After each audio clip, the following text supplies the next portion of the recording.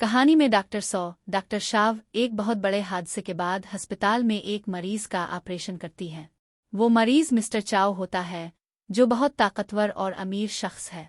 जब डॉक्टर सौ इसका चेहरा देखती हैं तो वो हैरान और परेशान हो जाती हैं, क्योंकि वो इसको पहले से जानती हैं। वो इसका माजी में महबूब था, मगर दोनों के दरमियान बहुत सालों से कोई ताल्लुक नहीं था।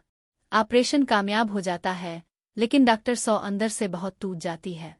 इसी दौरान एक औरत आती है जो खुद को मिस्टर चाओ की बीवी बताती है। वो कहती है कि इसके और मिस्टर चाओ के 3 बच्चे भी हैं। ये सुनकर डॉक्टर सौ का दिल टूट जाता है। डॉक्टर सौ खुद को मजबूत रखने की कोशिश करती है, लेकिन वो अंदर से बहुत रोती है। बाद में जब मिस्टर चाओ को होश आता है तो वो डॉक्टर सौ को देखकर जज्बाती हो जाता है और कहता है कि वो इसे बहुत याद करता था। वो इसका हाथ पकड़ने की कोशिश करता है, लेकिन डॉक्टर सौ खुद को रोकती है और कहती है कि वो सिर्फ एक डॉक्टर है और वो सिर्फ अपना काम कर रही है। मिस्टर चाओ इससे बार बार पूछता है कि क्या वो इसे भूल गई है, लेकिन डॉक्टर सौ इसे सख्ती से दूर रहने को कहती है। इसी दौरान वो इसे करीब आकर जबरदस्ती चूमने की कोशिश करता है, जिस पर डॉक्टर सौ गुस्से में इसे धक्का दे देती है और इसकी चोट दोबारा खिल जाती है। डॉक्टर सौ गुस्से में कहती है कि इसके पास पहले ही एक बीवी है, इसलिए वो इसके साथ कोई ताल्लुक ना रखे। इसके बाद डॉक्टर सौ वहां से चली जाती है। बाहर एक और शख्स मिस्टर चुन इसका इंतजार कर रहा होता है। वो इसे पसंद करता है और इसके साथ अच्छे रवैये से पेश आता है। डॉक्टर सौ इससे झूठ बोलती है कि वो मिस्टर चाओ को नहीं जानती, सिर्फ वो इसका मरीज है।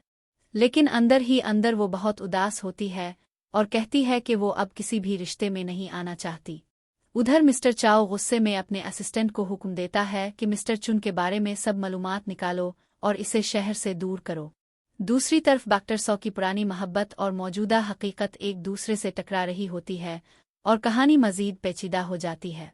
कहानी में कहते हैं कि मुझे कोई ऐसा मिल गया है बड़े हादसे जो मुझे बहुत ज्यादा परेशान मरीज का ऑपरेशन राउंड समझती है कि मरीज मिस्टर चाओ होता है, जो बहुत दिल और अमीर शख्स है। लेकिन मिस्टर चौराओं को चेहरा देखती हैं तो वो हैरान तुम यहाँ क्या कर जाती हैं, क्योंकि वो इसको पहले से जानती हैं। राओ इसका माजी में वो उनके साथ रहना चाहती है, मगर दोनों के दरमियान उनकी सालों से कोई ताल्लुक नहीं था। मिस्टर ऑपरेशन कामयाब हो जाता है, लेकिन डॉक्टर सौ अंदर से बहुत रावा डर कर वहां से इसी दौरान एक औरत आती है। इसी दौरान मिस्टर चाओ की बीवी के कमरे में जाते हैं। वो कहती है देखते हैं कि डॉक्टर चाओ के 3 बच्चे कुर्सी पर ही सो गए। ये सुनकर डॉक्टर मोहब्बत से अपना कोट उन पर डाल देते हैं। डॉक्टर सौ खुद को गर्म पानी लेने की कोशिश करती है, वो उन्हें लेकिन वो अंदर से भरोसा देते हैं और कहते हैं बाद में जब मिस्टर चाओ तुम्हें बहुत आता है तो वो डॉक्टर सौ जब डॉक्टर सौ की आंख खुलती है तो वो और कहता है कि वो इससे बहुत हैरान हो जाती है। वो इसकी दोस्त पकड़ने की कोशिश है कि मिस्टर चौ की तबीयत, लेकिन डॉक्टर सौ खुद को डॉक्टर सौ प्रोफेशनल अंदाज में जवाब देती है कि वो जल्द और वो सिर्फ अपना काम कर रही है। बाद में मिस्टर चाओ इससे बार बार पूछता है कि क्या वो इसे भूल गई है, लेकिन डॉक्टर सौ इसे सख्ती से राउंड जाते जाते कान में कहती है कि इसी दौरान वो इसे करीब और बाहर जाकर दरवाजे के पास छपकर सब सुनने लगती है, जिस पर डॉक्टर सौ गुस्से में के दौरान मिस्टर चौ को दर्द होता है और इसकी चोट दोबारा एक जज्बाती लम्हा आ जाता है। डॉक्टर सौ गुस्से में डॉक्टर सौ के हाथ पर मामूली चोट लग जाती है, इसलिए वो इसके फौरन उनका हाथ पकड़कर जख्म चूस इसके बाद डॉक्टर सौ वहां से चली जाती है और उनके हाथ बाहर एक और शख्स मिस्टर सौ घबरा जाती है और पूछती है तुम क्या वो इसे पसंद करता है। मिस्टर चौ कहते हैं मुझे अच्छी तरह मालूम है मैं क्या कर रहा हूँ। डॉक्टर सौ इससे खुद बोलती है कि वो मिस्टर चाओ को नहीं जानती। बाहर बारिश हो रही होती है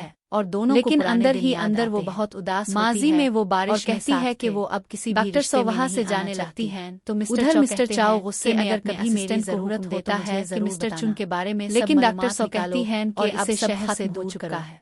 दूसरी तरफ डॉक्टर राव पुरानी मोहब्बत और मौजूदा को मारने का मंसूबा से टकरा रही होती है। अस्पताल से डिस्चार्ज के वक्त सूरत-ए-हाल बदल जाती है।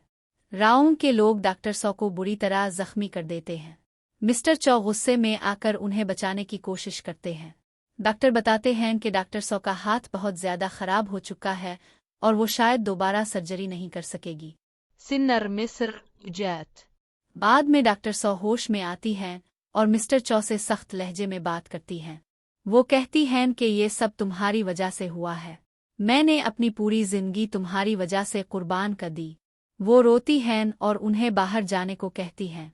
मिस्र सर्फ मुआफी मंतलिन व इंदादित। इसी दौरान राव मजीद साजिश करती है। बाद में मिस्टर चौ डॉक्टर सौ का कर्ज भी अदा कर देते हैं, जिससे डॉक्टर सौ हैरान रह जाती हैं। आखिर में डॉक्टर सौ मिस्टर चौ के साथ उनके घर चली जाती है, जहां उनके 3 बच्चे भी होते हैं। राओ वहां भी झगड़ा करती है, लेकिन मिस्टर चौ इसे नज़रअंदाज कर देते हैं। मिस्टर चौ डॉक्टर सौ से कहते हैं कि वो चाहते हैं कि सब कुछ पहले जैसा हो जाए। वो उन्हें करीब लाने की कोशिश करते हैं, लेकिन डॉक्टर सौ अभी जज्बाती तौर पर उलझन में हैं। कहानी के आखिर में मिस्टर चौ एक मजेदाती डॉक्टर से मिलने के लिए पहाड़ पर चले जाते हैं, ताकि डॉक्टर सौ का हाथ ठीक करवा सके, और सख्त मुश्किलात बर्दाश्त करते हुए वहां तक पहुंचते हैं।